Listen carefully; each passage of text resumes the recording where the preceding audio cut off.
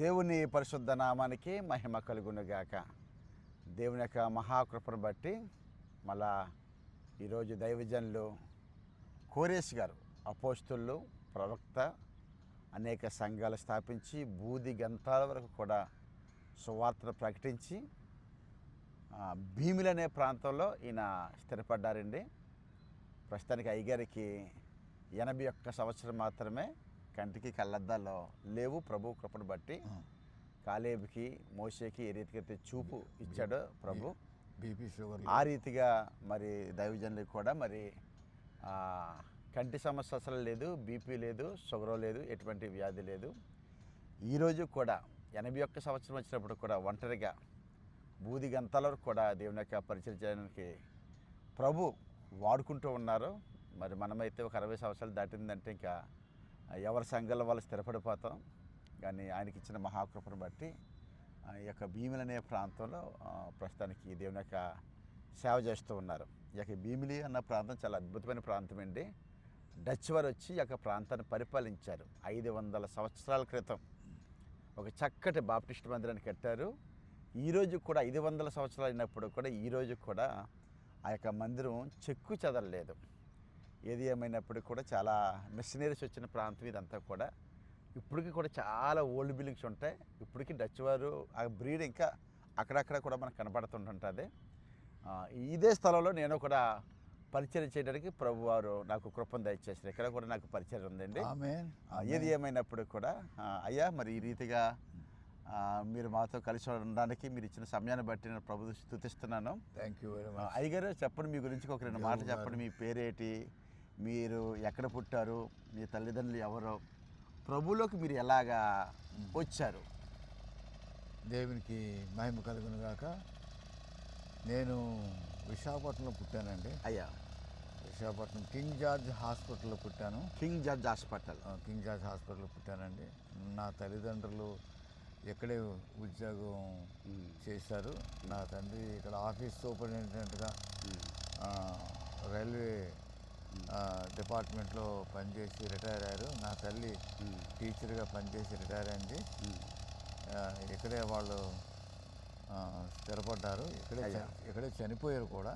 అయ్యా, కానీ వాళ్ళు తూర్పుగోదావరి జిల్లా నుంచి వచ్చిన వాస్తవ్యులు. తూర్పుగోదావరి జిల్లా నుంచి ఈ ప్రాంతానికి వలస వచ్చేసారు. అవునండి, ఒక చాలా కాలం క్రితం. అయ్యా, 1946, 45. అంటే మీ తల్లిదండ్రులు ప్రభుని కలిగి ఉన్నవారండి? వాళ్ళు జన్మతో లూథరన్స్ అండి. లూథరన్స్ అంటే ప్రభుని కలిగి ఉన్నవారే. జన్మతో లూథరన్స్. మా తాత లూథరన్, మా నాన్నగారు. మీ తాతగారు లూథరన్, మీ నాన్నగారు ప్రభుని కలిగి ఉన్నారు. మా నాన్నగారు లూథరన్ అండి. ఆయన పేరే లూథర్ గారు. వేరే పేర్లు లేవు. మా పెదనాన్నగారి పేరు శామ్యుల్ గారు, వేరే పేర్లు లేవు. అయ్యా, మా మేనత్త గారి పేరు హ్యాటీ, హ్యాటమ్ అని పిలుస్తారు. వేరే పేర్లు లేవండి. వాళ్ళు ఎప్పుడో 150 సంవత్సరాల క్రితం ప్రభుని నమ్ముకున్నారండి. అయ్యా, నేను మా నాన్నగారి కడుపున నేను పుట్టిన తర్వాత నేను కూడా లూథరన్గా జీవించాను చాలా కాలం. అయ్యా, తర్వాత ప్రభు నన్ను దర్శించి సేవకు పిలిచారండి. అబ్బా, అదండి, సేవకు పిలిచారు.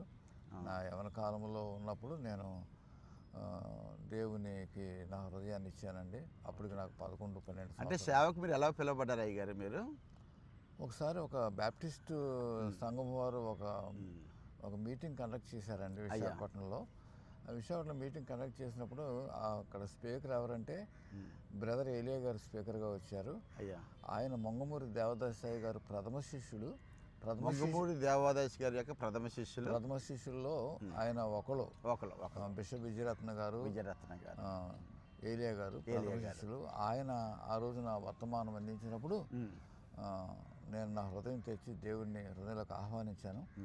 అప్పుడు మారు మనసు పొందాననే ఒక స్ట్రాంగ్ ఫీలింగ్ నాలోకి వచ్చింది. అవునయ్యా, నా పాపాలు క్షమించబడ్డాయి, దేవుడు నన్ను మార్చాడు, నూతన చేశాడనే గొప్ప ఫీలింగ్ వచ్చింది. అయ్యా, కానీ యవన కాలంలోకి వచ్చిన తర్వాత హై స్కూల్లో, కాలేజీలో వచ్చినప్పుడు మళ్ళీ తిరిగి లోకంలో కలిసిపోయానండి. అయ్యా, కలిసిపోయిన తర్వాత లోకంలో జీవిస్తున్నాను. కానీ దేవుడు నన్ను విడిచిపెట్టలేదు, పట్టుకున్నాడు. దేవుడు విడిచిపెట్టలేదు, పట్టుకున్నాడు. తర్వాత మళ్ళీ ఆయన సన్నిధికి తీసుకుని వచ్చాడు. అయ్యా, లూథరన్ సంఘం విడిచిపెట్టాను. ప్రభు నన్ను పిలిచారండి సేవకి పిలిచినప్పుడు మరి సేవకు వచ్చాను. అయ్యా, యవన కాలంలో తిరుగుతున్నప్పుడు దేవుడు ఒకసారి నాకు ఒక వార్నింగ్ ఇచ్చాడు. ఈ రాత్రి నేను తీసేసుకుంటాను, ఉమ్.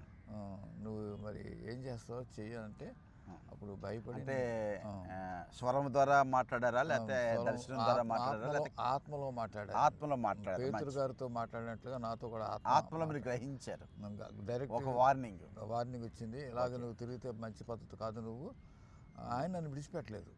ఇలా తిరిగితే మంచి పద్ధతి కాదు, నిన్ను తీసుకుంటాను. హెజ్కియాతో ఎలా మాట్లాడాలో అలా మాట్లాడారు నాతో. మంచిది, మంచిది. అప్పుడు నేను లోబడ్డారు, లోబడి దేవుని యొక్క పిలుపు మీరు లోబడ్డారు. లోబడిన తర్వాత ఆయన పిలిచాడు. యెషయా గ్రంథం నుంచి నన్ను 44 ఆ అధ్యాయంలో 28వ వచనం అనుకున్నాను. కోరేషుతో నా మంద కాపురి, నా చిత్తం అంతా నెరవేర్చువాడా అని పిలిచారండి. మీ పేరు కూడా కోరేష్.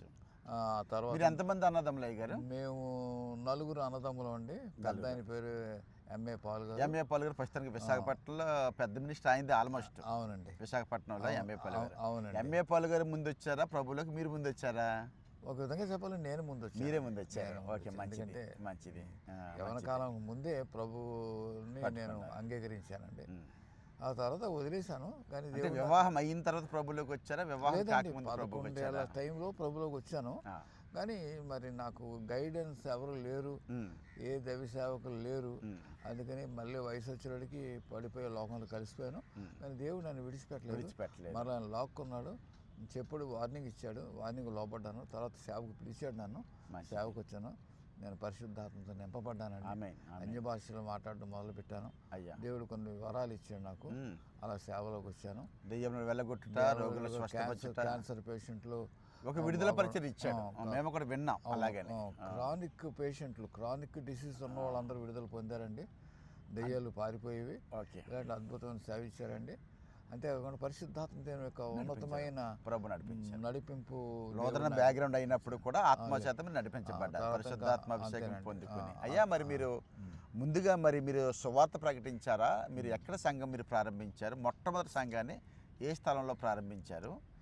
మొట్టమొదటి సంఘం మా తల్లిగారు చెప్పారు, అన్నయ్య పనిచేస్తున్నారు కాబట్టి మొట్టమొదటి సంఘం నేను అరకు రైల్వే స్టేషన్ దగ్గర స్టార్ట్ చేశానండి.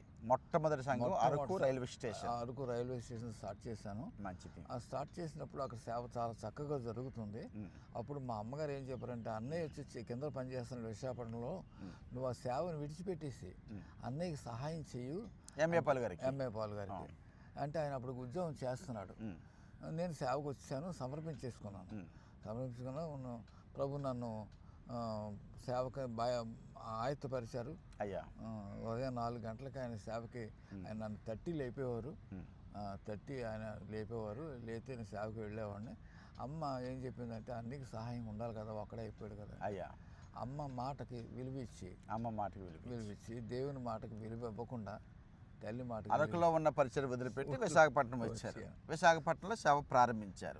అప్పుడు సేవ ప్రారంభించండి. మరి విశాఖపట్నంలో ఎన్ని సంఘాలు మీరు స్థాపించారు? అప్పుడు అద్భుతంగా సేవ బాగా జరిగిందండి. తర్వాత మరి అన్నగారి సేవ అన్నగారికి ఉండిపోయింది. నేను కొత్తగా సేవ స్టార్ట్ చేసిన తర్వాత దాదాపు 7 సంఘాలు మీరు స్థాపించారు. 7 సంఘాలు స్థాపించారు. మీ సంఘాల పేరు ఏంటి గారు?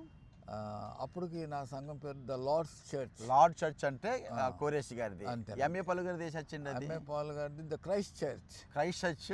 అన్నయ్య గారిది మీది లార్డ్ చర్చ్ మీది. అంటే 7 సంఘాలు మీరు విశాఖపట్నం సిటీలో స్థాపించారు. విశాఖపట్నం పరిసర ప్రాంతాల్లో. ఎంతమంది శిష్యులు తయారు చేశారు అయ్య గారు? ఉన్నారండి.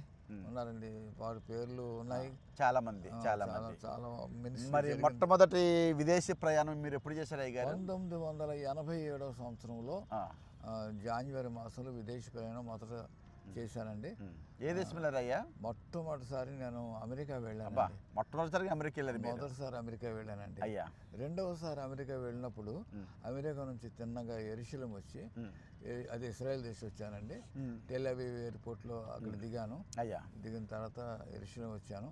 యెరూషలేంలో ఒక చిన్న దాన్ని బైబిల్లో మాట ఉంది కదండి, వసతి గృహము. ఆ వసతి గృహంలో ఉన్నాను. వసతి గృహంలో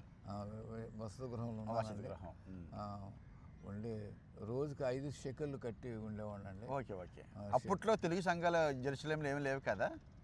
అది నాకు తెలియదండి, మీకే తెలియాలి. ఇప్పుడైతే ఒక 10 సంఘాలు ఉన్నాయి గారు. మీకే తెలియదు. దేవుని యొక్క మహాకృపను బట్టి జెరూసలేంలో కూడా మన తెలుగు వారి యొక్క సంఘాలు 87లో నేను చెప్తున్నాను.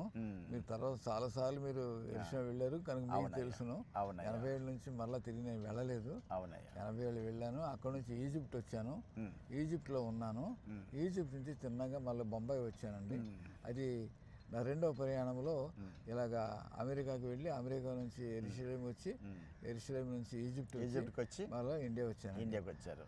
ఆ రీతిగా అమెరికా దాదాపుగా నేను 87 నుంచి 2006 సంవత్సరం వరకు 7 సార్లు అమెరికా వెళ్ళాను. అంటే 7 సార్లు అమెరికా వెళ్ళానండి. మీరు ఇంగ్లీష్ బాగా వచ్చి కాబట్టి మీరు ఇంగ్లీష్ వాళ్ళ మధ్యలో వాడబడ్డారు. తెల్లవారి మధ్య పరిచయం చేశాను, తెలుగువారి మధ్య నల్లవారి మధ్య పరిచయం చేశాను, తెలుగువారి మధ్య పరిచయం చేశాను. స్పానిష్ సంఘంలో మాట్లాడాను. అవునయ్యా, స్పానిష్ సంఘంలో మాట్లాడానండి. తర్వాత గుజరాతీ వాళ్ళు అక్కడ ఉన్నారు, అమెరికాలో స్థిరపడిన గుజరాతీ సమాజాలు కూడా మాట్లాడానండి. అయ్యా, పలు ప్రాంతాల్లో అమెరికాలో దేవుడు నన్ను వాడుకున్నాడండి అద్భుతంగా. అవునయ్యా, మేము వింటమే అంటే చాలా బలంగా వాడబడ్డారని. మీ షూట్ తీసినప్పుడు కూడా చాలా మంది అభిషేకంతో నింపబడేవారంట, షూట్ ఆ వస్త్రం పట్టుకుంటే అని మేము విన్నాం. ఆ దినాల్లో దేవుడు అటువంటి అలా వాడుకున్నారండి. అయ్యా, దేవుడు ఒక మాట చెప్పాడండి. అయ్యా, నా ప్రార్థన దేవుడు అని, my presence shawl go with you అనే మాట నేను స్పష్టంగా నా జీవితంలో నేను చూశాను. My presence shawl go with you అంటే నేను ఎక్కడికి వెళ్ళినా సరే ఆయన ప్రజెన్స్ అక్కడ ఉండేది. అది దేవుడు మోషేకి ఇచ్చిన కృప అండి. ఏంటంటే కృప, నా సన్నిధి నీకు తోడుగా వచ్చును. అట్లాగా నేను ఎక్కడికి వెళ్ళినా సరే దేవుని యొక్క ప్రజెన్స్ అక్కడ ఉండేదండి. అది ప్రజలు గ్రహించేవారు. అటువంటి మినిస్ట్రీ నా జీవితంలో నేను అద్భుతంగా నేను అనుభవించాను. నేను ఐ కుడ్ ఫీల్ దట్, నేను ఫీల్ అయ్యానండి. ఆ రీతిగా అమెరికా తర్వాత మళ్ళీ ఇంకా వేరే దేశాలు ఎక్కడికి వెళ్ళారు? తర్వాత ఇంగ్లాండ్ దేశం వెళ్ళాను. ఇంగ్లాండ్, యూకే వెళ్ళాను. యూకే వెళ్ళినప్పుడు మొరార్జీ దేశాయ్ గారు, మన భారతదేశానికి ప్రధానమంత్రిగా ఉన్న మొరార్జీ దేశాయ్ గారు బంధువు సుబోధ్ దేశాయ్ గారి ఇంట్లో నేను ఉన్నానండి. అది ఈస్ట్ ఫించ్లీ ప్లేసు, దాని పేరు ఈస్ట్ ఫించ్లీ అంటారండి. ఆ సుబోధ్ దేశాయ్ గారి ఇంట్లో ఉన్నాను. ఆ రీతిగా లండన్ చూశానండి. ఆ లండన్ నుంచి తిరిగి వచ్చాను. ఆ తర్వాత లండన్ నుంచి తిరిగి వచ్చిన తర్వాత నేను నార్వే దేశం వెళ్ళాను. నార్వే దేశంలో కూడా ఉన్నానండి. మంచి సమయం గడిపాను. నార్వే దేశం నుంచి మీరు ఎక్కడికి వెళ్ళినా మ్యాక్సిమం ఇంగ్లీష్ వాళ్ళ మధ్య వాడబడ్డారు, ఎక్కువ శాతం ఆంగ్ల జాతి తెల్లవారి మధ్య వాడబడ్డారు. తెల్లవారి సంఘంలో ఆంగ్ల భాషలో మాట్లాడడం దేవుడు నాకు కృప చేశాడు. మీకు వరం, దేవుడిచ్చి మీకు వరం, ఇంగ్లీష్లో మాట్లాడతాం. దేవుడు నాకు ఇంగ్లీష్ వచ్చేది కాదు. అవును, బాప్టిస్ట్ మిషనరీ దొరసాలు వచ్చినప్పుడు వాళ్ళు ఇంగ్లీష్ మాట్లాడుతుంటే వాళ్ళంక చూసేవాడిని. ఇదేంటి చాలా అద్భుతమైన భాష అని అనుకునేవాడిని. మా అమ్మగారిని అడిగేవాడిని, అమ్మ నేను కూడా ఆ భాష మాట్లాడాలని అనుకుంటున్నాను అమ్మ అంటే, మాట్లాడు బాబు అనేది. అప్పుడు నేను ఆష్విష్ కిష్ విష్ విష్ విష్ అనేవాడిని. మా అమ్మ చాలా సంతోషపడిపోయేది. అది అలాంటి వాడిని దేవుడు నన్ను తీసిన నిజంగానే వాడుకుంటాం. తెల్లవారి మధ్యన వాళ్ళ భాషలో మాట్లాడడం దేవుడు కృప చేశాడండి. ఆ రీతిగా మరి తర్వాత ప్రయాణం చేస్తూ రొమేనియా దేశానికి వచ్చాను. రొమేనియా దేశంలో ఉన్నానండి. రొమేనియా దేశం తర్వాత మరలా ఇండియాకి వచ్చిన తర్వాత నేపాల్ దేశం వెళ్ళానండి. నేపాల్ దేశంలో ఉన్నాను. ఆ రీతిగా దేవుడు కొన్ని దేశాలు అంటే అటు యూకే, అటు యుఎస్, ఇటు జెరూసలేం ఇవన్నీ కవర్ అయిపోయారు. మరి అటు పక్క ఆస్ట్రేలియా వెళ్ళలేదా? ఆస్ట్రేలియా వెళ్ళలేదండి. మీరు తీసుకుని వెళ్తే వెళ్తాం. మంచిది. వెళ్ళలేదండి. ఉంది, ప్రభు ప్రణాళిక ఎప్పుడో తెలీదు. సింగపూర్, ఆస్ట్రేలియా ఇటువంటి ఫారెస్ట్ కంట్రీస్ ఇటువైపు ఇంకా వెళ్ళలేదు. అందులోపున్న వయసు కూడా పెద్దది అయిపోయింది. అయినా ఇప్పుడు మీరు తిరుగుతున్నారు కదా అయ్యగారు, ఇప్పటికీ మీరు హిమాచల్ ప్రదేశ్ వెళ్తున్నారు. భారతదేశంలో ఉన్న 29 రాష్ట్రాల్లో దేవుని వాక్యం చెప్పాను. 29 రాష్ట్రాలు కూడా. అంటే మీరు హిందీ కూడా మాట్లాడతారా అయ్యగారు? హిందీ మాట్లాడతాను, తెలుగు మాట్లాడతాను, ఇంగ్లీష్ మాట్లాడతాను, కొద్దిగా మలయాళం కూడా మీకు టచ్ ఉంది. భారతదేశంలో 29 రాష్ట్రాల్లో దేవుని సేవ చేశానండి. అవునయ్యా. అయితే ఏంటంటే దేవుని కృప, నేను గిన్నిస్ వరల్డ్ బుక్ ఆఫ్ రికార్డ్స్లో నేను పెట్టుకుంటే నాకు వస్తుంది. ఎందుకంటే ఇంతవరకు భారతదేశంలో 29 రాష్ట్రాల సేవ చేసిన ఎవరు ఉంటే నాకు తెలియదు. అవునయ్యా, నేనే చేశాను అనుకుంటున్నాను. నాకంటే ముందు ఎవరైనా చేస్తే దేవునికి స్తోత్రం కలుగును కాక. లేకపోతే నేను Guinness world book of records నేను అప్లై చేసుకుంటే నాకు రావడానికి అవకాశం ఉంది. కానీ పైన రికార్డ్ అవుతే చాలు నాకు. కనుక పై రికార్డే నాకు ముఖ్యం. కనుక దేవుడు ఆ కోరిక తీర్చాడండి. భారతదేశంలో 29 రాష్ట్రాల్లో దేవుని సేవ చేయడానికి కోరిక తీర్చాడు. మరి దేవుని కృపను బట్టి ఈ వయసులో మనిషిని వయసు 70 సంవత్సరాలు, అధిక బలం ఉన్న ఎల్ల 80 సంవత్సరాలు. అది మీరు దాటేసారు. దాటేసామండి. ఇప్పుడు కృపాకాలంలో ఉన్నాను. కృప.